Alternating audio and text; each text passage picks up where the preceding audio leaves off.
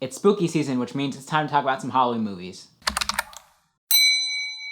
Vampires vs. the Bronx was directed by Oz Rodriguez and stars Jaden Michael, Gerald Jones III, and Gregory Diaz IV. It tells the story of three boys who face off against a group of white vampires who are quickly taking over their neighborhood. Around this time of the year, there are two kinds of movies I look forward to.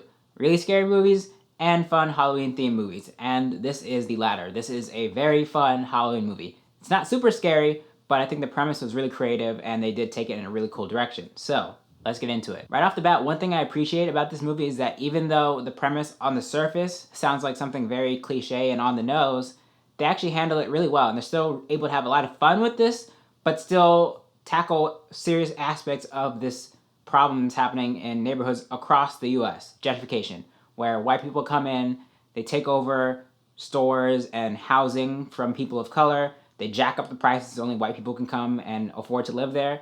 They do handle that stuff really well, but it's also a vampire movie still at its core, so you're dealing with these kids fighting against supernatural beings that are coming to take over their neighborhood. But they handle that really well. The vampires are basically running this real estate company that's coming around buying out different housing places and restaurants and corner stores all across the neighborhood. So I feel like that was a really grounded way of approaching this subject of vampires coming in. And of course, it's a very obvious metaphor that the white people are vampires because they are, in a sense, draining the life out of the community that was already existing in the place that was there. Another thing that I think was kind of smart is that the vampires keep emphasizing that they wanted to find a place that nobody would notice if it was gone, like a group of people that would be completely forgotten about.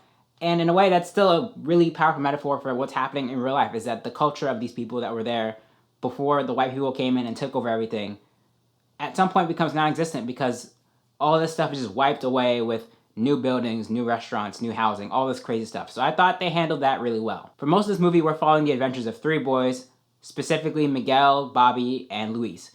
Each of these kids has a nice, interesting backstory that they don't go too deep into, but you kind of understand what each of them is going through throughout the course of the story. Miguel is trying to save this bodega that he and his friends go to a lot. His goal throughout this movie is to try and save this bodega with an event. Now, while he's doing that, he comes across these vampires, and then his whole goal is now to try and stop the vampires who are also trying to take over his friend's bodega.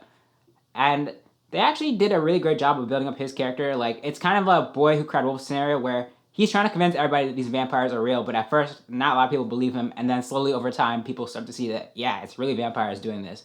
Bobby's story is interesting too because they kind of tackle how he's being pulled into gang life and how that relates to what happened to his father, which is something that happened off screen. That storyline ends a little abruptly, but at that point, I'm not too bothered by that because, again, I just want to see more vampire stuff, which I think they also do well.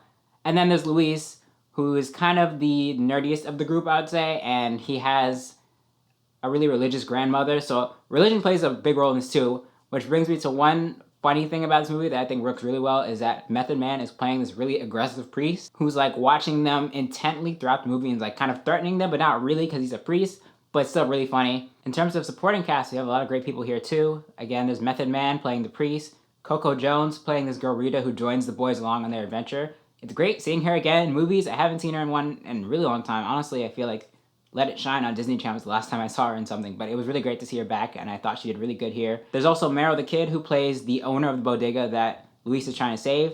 I really liked his dynamic with the kids in this. He's sort of a mentor to them, and he kind of has their back throughout this whole vampire situation, which I thought was done really well. And he's also really funny. A lot of the side characters here are really funny. In general, this movie is pretty funny. I wouldn't say all the jokes landed, but I would say a lot of them I was pretty much laughing. Now let's talk about the vampires.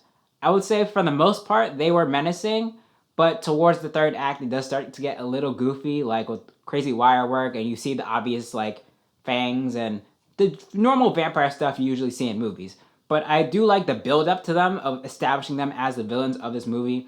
There's a lot of tension moments, like Luis seeing them in a reflection, or not seeing them in a reflection, or noticing that they can't come in somewhere if they're not invited. There's a lot of tension-building moments like that I thought really helped to build them up as villains.